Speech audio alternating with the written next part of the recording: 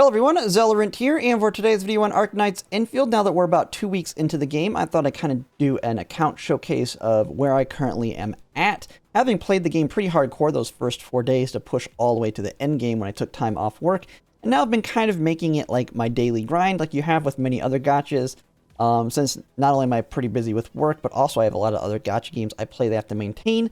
I will say, with Arknights Endfield, it has that same, once you get to kind of that end, you can play it a little bit more casually on just doing your dailies and stuff and not really feel like you're falling too far behind. But there is still a lot of things you can be doing if you do want to play it a little bit more hardcore, at least until you've pretty much unlocked and done all the quests and everything in it.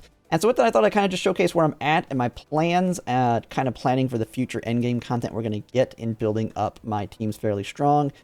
So kind of just to take an initial look at what I've got so far, I've pretty much heavily invested in Levitain as my main DPS, and then kind of her core team right here. Very limited resources that you're going to get as you're going through the story to really level them. You really only can focus on one team at this point, unless you're spending money, of course, for the bundles and stuff, which I haven't bought like the main one bundles yet.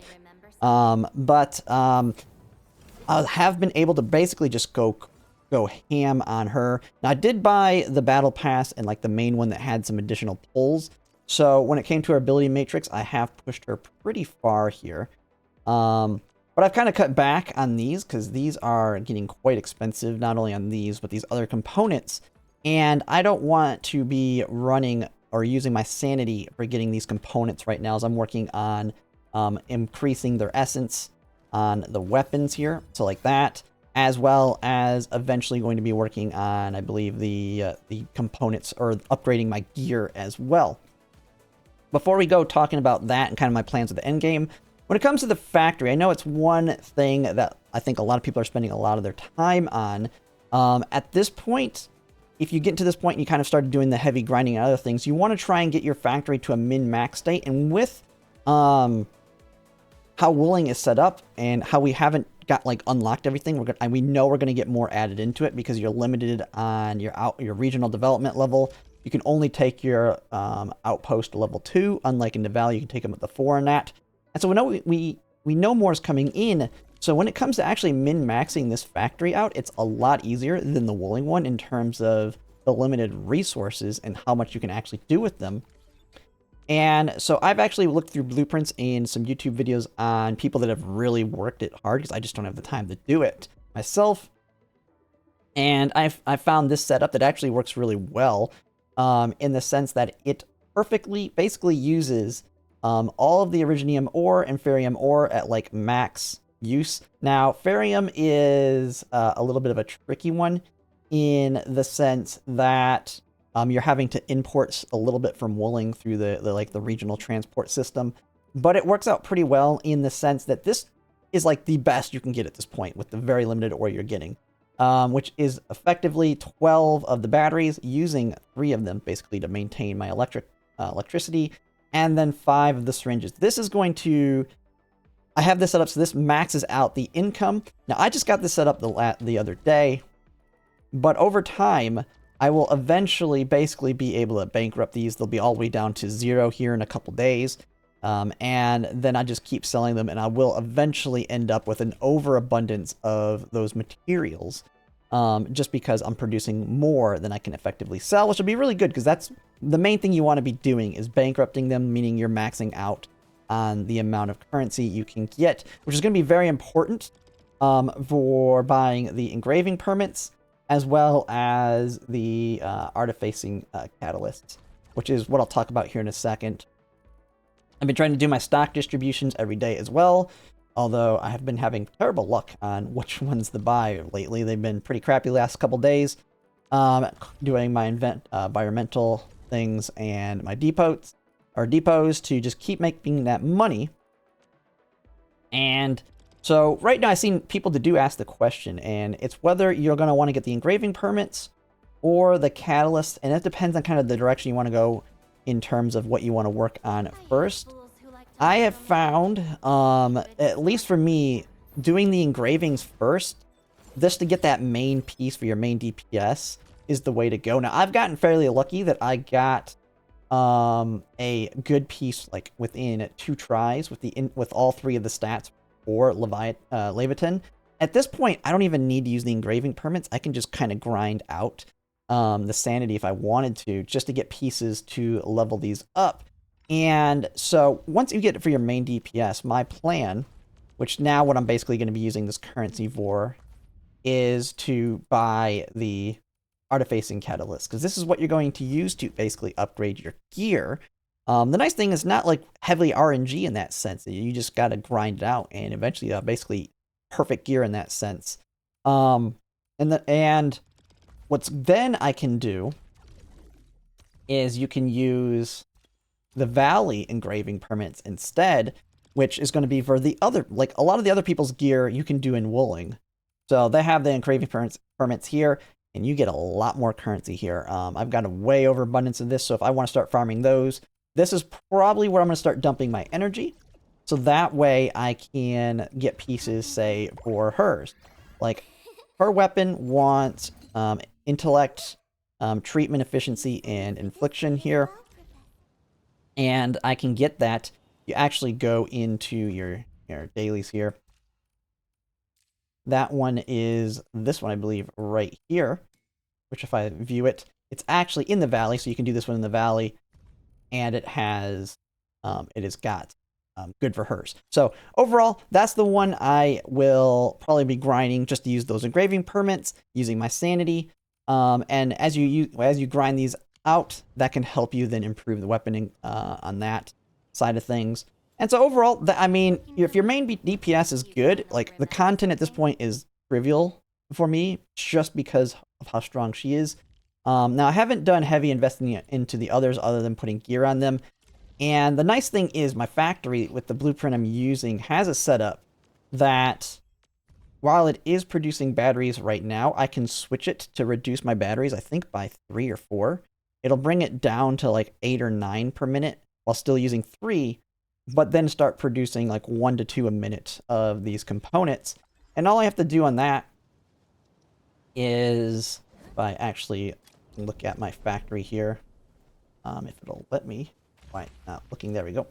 The setup on the blueprint I found has it where all I have to do is switch the combination of how these are turned on and off with these filters, and then it will just then stop making as many batteries, and it'll funnel them to another one. I don't know which one it is, but another one that'll make some components instead. So I'll get less batteries, but a couple components per minute.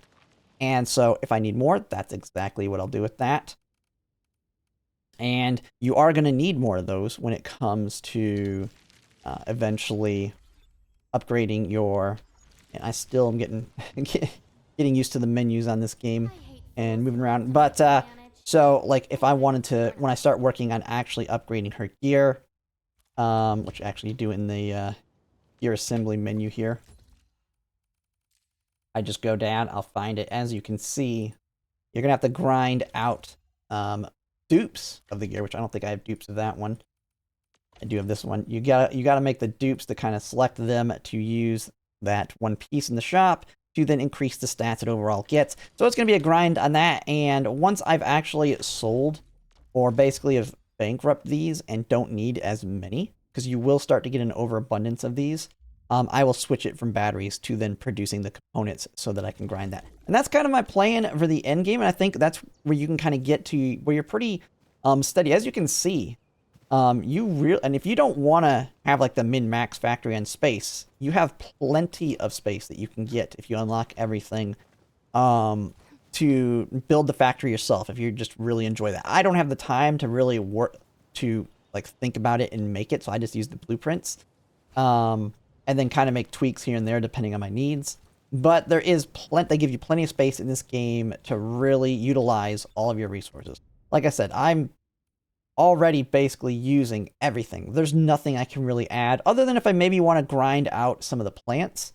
Since they are only going to use energy, I can get some factories set up to just start pumping a ton of plants into the depot, so I just have them available if I ever need them for some reason. So I could do that, since they don't require the ores. But other than that, you really can't do much once you've got the max usage on yield. because once you start going over on the usage, then you just slow everything down, and you're not going to be like, even if I build another battery factory, it's still on average going to make 12 a minute, even if I have 2 of them going at the same time, because we're always going to be waiting on the ores to come in. And yeah, that's pretty much it at the end game here. Now I still have a lot of quests I'm working through. It just takes some time here. Lots of materials and stuff I can get out of there, which is pretty nice. But that's pretty much the end game. This is just like any other gacha for those who are thinking this is going to be a very time-consuming one. Once you get to this point, you just really get on, do your dailies, make sure to burn your sanity. I'm finding the best value of it is either doing these, which is going to be the wooling engravings now, since I've already, or not wooling, the valley ones, since I got the one piece for Levitain. And I don't even need to use the engraving permit. You just need to get a bunch of these for upgrading her piece, because it's a very heavy grind to upgrade your pieces.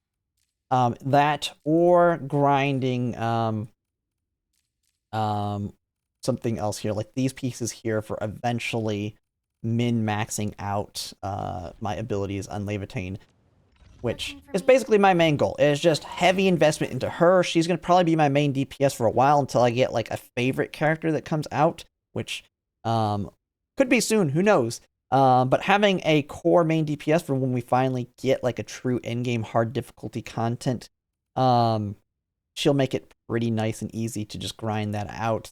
And yeah, now I don't have anybody else that I would like as a main DPS at this point. I really would have liked to get Last Right as like a secondary DPS, but alas, I did not. And so she's just going to continue to get my investment until I need a second team at this point. And so I will continue to like work on all the people that can support her.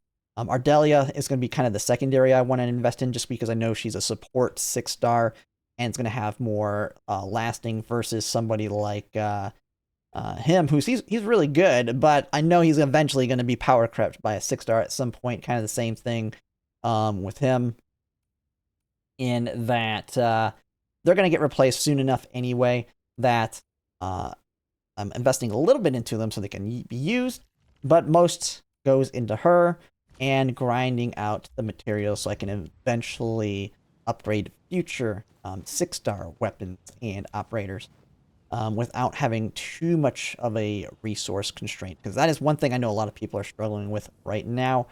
But yeah, that's pretty much to say at this point, 2 weeks in, and like I said, I only played like really hardcore that first 4 days. I think a lot of people do that.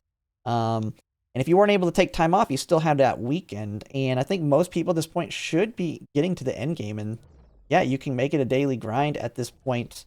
Once you have the ship upgraded, which I have that, you don't have to go chasing down every day the recycling places to get more of those pieces. At least it doesn't appear. I'm still trying to hit them up here and there to collect them, just in case we're going to need a crazy amount for a future upgrade. And I don't want to be time limited by not having too much. But once you have your ship and all of its upgrades basically done, it's no longer a contributing factor to a resource that you need to really grind.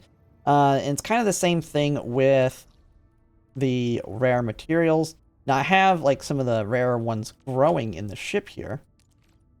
I have some growing here. You can kind of get them passively over time.